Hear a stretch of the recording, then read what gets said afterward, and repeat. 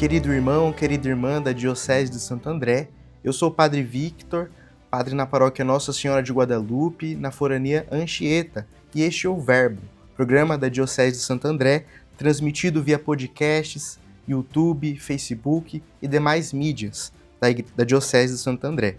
Hoje, dia 5 de agosto, terça-feira, na 18ª semana do Tempo Comum, nós somos convidados a celebrar a dedicação da Basílica de Santa Maria Maior.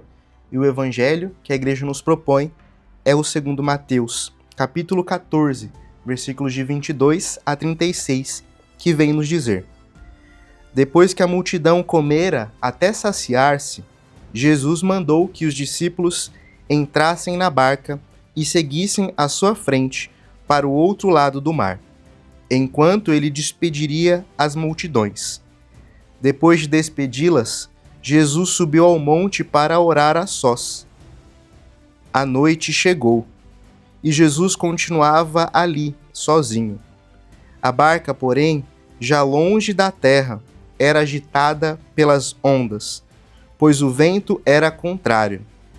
Pelas 3 horas da manhã, Jesus veio até os discípulos, andando sobre o mar.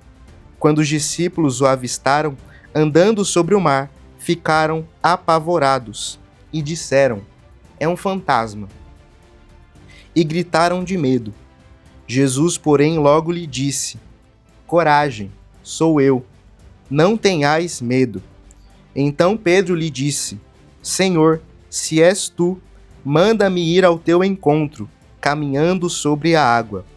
E Jesus respondeu: vem. Pedro desceu da barca e começou a andar sobre a água, em direção a Jesus. Mas quando sentiu o vento, ficou com medo e começou a afundar. Gritou: Senhor, salva-me! Jesus logo estendeu a mão, segurou Pedro e lhe disse: Homem fraco na fé, por que duvidaste? Assim que subiram na barca, o vento se acalmou. Os que estavam na barca prostraram-se diante dele, dizendo: verdadeiramente, tu és o Filho de Deus. Após a travessia, desembarcaram em Genezaré. Os habitantes daquele lugar reconheceram Jesus e espalharam a notícia por toda a região. Então, levaram a ele todos os doentes e pediam que pudessem, ao menos, tocar a barra de sua veste. E todos os que a tocaram ficaram curados. Estas são para nós palavras da salvação. Glória a vós, Senhor. Queridos irmãos e irmãs, nós vemos neste evangelho novamente Jesus que sobe ao monte para rezar. Mas nós vemos também neste evangelho que a noite chega e os discípulos se metem em uma certa encrenca, em uma certa enrascada. Nós vemos que eles seguiram a ordem de Jesus, entraram na barca, se dirigiram ao outro lado, permaneceram na barca. Mas mesmo assim, eles não são isentos das dificuldades, das ondas, das tempestades que nós vemos no Evangelho. Mas a maior dificuldade que nós temos aqui dos discípulos é o medo. Os discípulos que se deixam levar pelo medo, a tal ponto que eles não conseguem nem mesmo reconhecer Jesus e acreditam que é um fantasma.